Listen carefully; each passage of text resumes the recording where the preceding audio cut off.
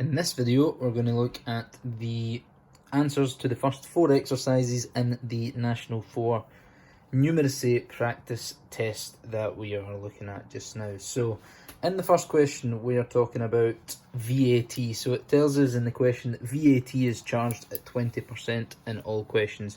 So I should say you should have your answers, your working, and the questions in front of you, so that if I'm doing something differently from you, you can refer back to the question and see what you've done. So let's have a go then. So we've got some space for exercise 1 here, so let's try question 1. So it tells us that VAT, now remember VAT means value added tax, so that means we're going to take this, these items, whatever they are, fridges, televisions, that kind of thing, and we're going to add tax onto them at the rate of 20%. So if we've got a fridge which is £600 plus VAT, and that VAT is 20%, the first thing we're going to have to do is work out 20% of £600. Okay, which is easy enough to do. It's 2/10, so 1/10 would be 60, so 2/10 would be 120, or you can think of it as 1% would be 6 20s are 120. You think of 20% as 1/5. Either way you do it, you get the answer of £120. Okay, I do have my calculator here. You technically are allowed to use a calculator for this, but we're going to try not to. Okay, so the VAT bit is the £120, so if my fridge costs £600 plus VAT, it's 600 plus 120, which is £720. Put a wee double underline under it because that's us finished. Okay, so that is the answer to question 1. Second one, we've got a TV for £380 plus VAT, so we're doing the same thing again. We're doing 380, and we're essentially adding on 20% of 380. I don't want to just write add 20% because that's not mathematically correct. We're adding on 20% of 380. Again, how would you do that? 10% would be 38, so 20% would be double that, which is 76. So we're doing 380, add 76. 380 plus 70 is going to be 450, so that should be £456. Double underline because that's us done. And number 3, it's the same again, a phone shop. We've got a phone that's £180 plus VAT, so we're now doing 180 plus 20% of 180.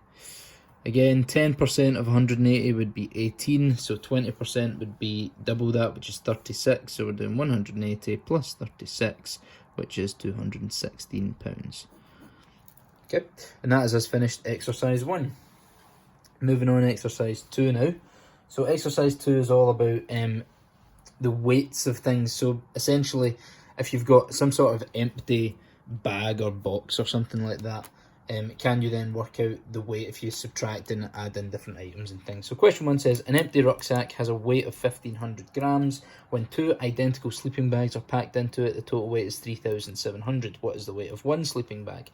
Okay, so the rucksack on its own is 1,500 or 1,500. Then you add in 2 sleeping bags, which equal 3,700. Now, this isn't necessarily the way that I would do it, but we can set up a wee algebraic equation here.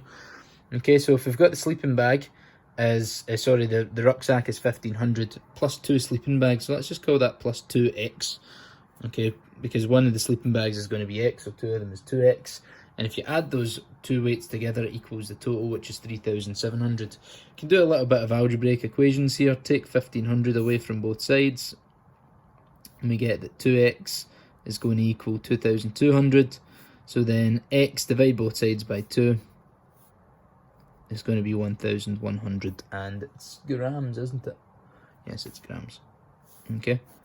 However, I put a double underline there. That's not me finished because the question doesn't ask me what x is. It asks what a sleeping bag weighs. So one sleeping bag weighs 1,100 grams. Okay, remember, if it's one of these numeracy context questions, put it back into the context and answer the actual question that you're being asked.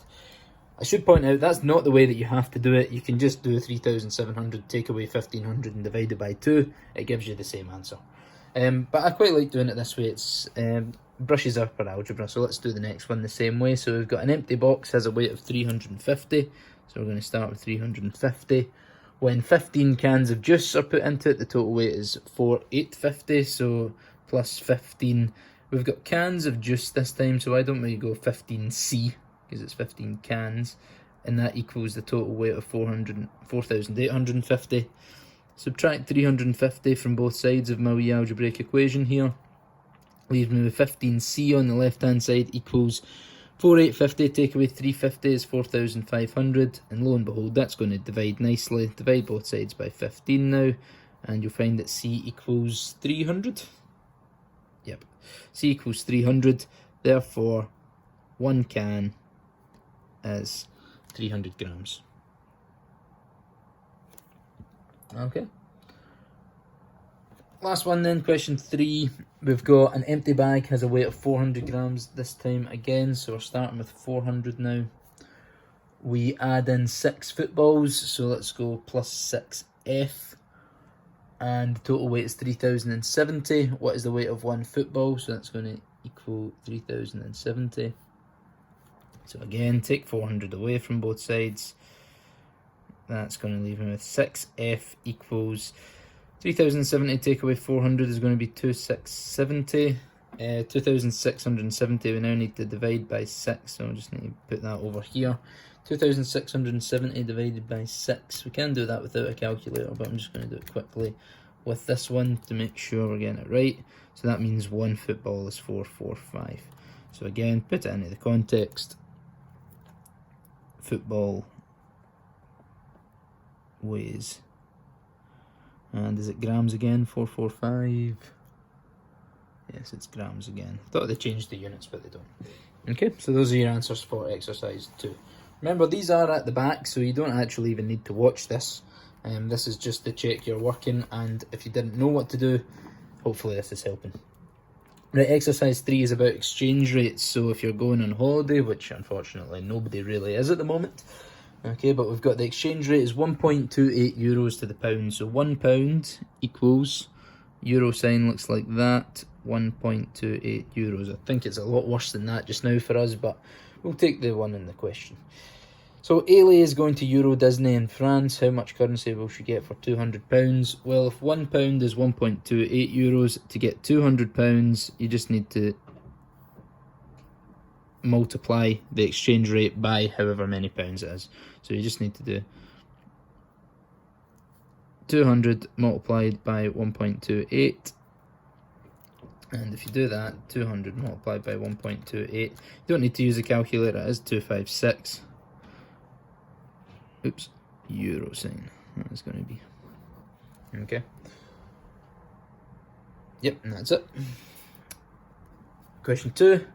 Michael is going to Italy. How much currency will he get for £650? Again, you just take 650, you multiply it by 1.28. Bear in mind, if you're going the other way, you just divide by it. But it doesn't even ask us to do that in this question. 650 multiplied by 1.28. It's going to give us 832. It's euros again. I should point out, you can do all these without a calculator, just for quickness, so you're not watching this video for ages. I'm just doing it with the calculator. 450 times 1.28 now for the last one, and that's just going to be 450 times 1.28 is 576, and it's in euros. Okay, so those are answers for number 3. Last one, number 4. We've got more space for this because there's loads of questions in number 4, but they're all reasonably easy. They're all time questions. There's actually 9 of these. So again, we'll fire through these quickly. So how long is it from 20 past 8 to 25 to 10? So 0820 to I'll just write down the times as we go, to 0935. Well, that's 1 hour would take you to 9:20 plus 15 minutes. So it's 1 hour, 15 minutes. How long is it from 14:15 to 16:30? 14:15 to 16:30. Well, that's 2:15 to 4:30. So 2 hours later would take us to 4:15, but we need another 15 minutes, so that's going to be 2 hours and 15 minutes. Third one, a train leaves London at 0525 and arrives in Carlisle 5 hours and 10 minutes later. So we're 5 hours and 10 minutes later. Okay, so What time did it arrive then? Well, 5 hours after that would be 10:25, plus the 10 minutes is going to be 10:35, so it's going to be 10:35. Notice that all of these are in 24-hour time. There's no AM and PM, so it's just 10:35. Number 4. Apologise for my handwriting, by the way. This pen is very leaky, so I'm trying not to smudge it because it would be impossible to read. Oh, I've missed one. That's the answer for number 4. We'll go back and do number 3. Number 3 is how long is it from 1940 to 2120? So 1940 to 2120 is going to be 1 hour and 40 minutes. Okay, back on track. Number 5. A bus leaves Glasgow at 08:30 and arrives in Oban 2 hours 50 minutes later. So we've got 2 hours 50 minutes. Okay, so how long is that then? Well, 2 hours later would be 10:30. Then the half an hour would take you up to 11, and you still got 20 minutes left, so that's going to be 11:20. Again, 24-hour time, we don't need AM and PM.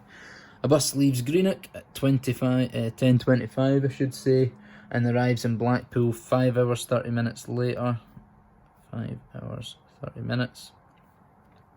Okay, well, 5 hours later would be 1500, which is 3 o'clock, and the 30 minutes added on to the 25 minutes is going to be 55 minutes, so it's 15:55 or 3:55 PM. You can think about it that way as well. Number 7, almost finished. Number 7 is a bus from Inverness arrives in Balmacara at 11:10. The bus takes 1 hour and 50 minutes. What time did it depart? So basically, we're kind of going backwards. It took 1 hour and 50 minutes to get there. Okay, so what time did it have to depart? So if we take an hour away, that's going to be 10:10 AM. Take away 10 minutes would just be 10 AM. We've still got 40 minutes to go, so it's going to have to have left at 9:20 AM. Number 8, a train from London arrives in Crewe at 22:10. It takes 1 hour and 30 minutes, so this is essentially the same question again, so 1 hour and 30. So what time did it depart? Okay, take away 1 hour, we'll give you 21:10, so that's 9:10. Take away 10 minutes takes you to 9. You've still got 20 to go, so that's going to be 8:40 or 20:40, I should say, in 24-hour time. And the last one, number 9. A train from London arrives in Glasgow at 12:20. The train takes 4 hours and 40 minutes. 4 hours, 40 minutes. What time did it depart? So take away the 4 hours, will take us back to 8:20 AM. Take away 20 minutes takes us to 8 AM. We still have 20 to go, so that's going to be 7:40 AM. So we've got 7:40. Okay, so those are the answers for the first 4 exercises. We're going to be looking at the next ones on perimeter, speed, distance, time, ratio, and so forth next. Some integers in there as well. But for now, that's all we have to do. So please check your answers. If you do get any wrong, you're not sure why, even after watching this, then please ask. Thank you.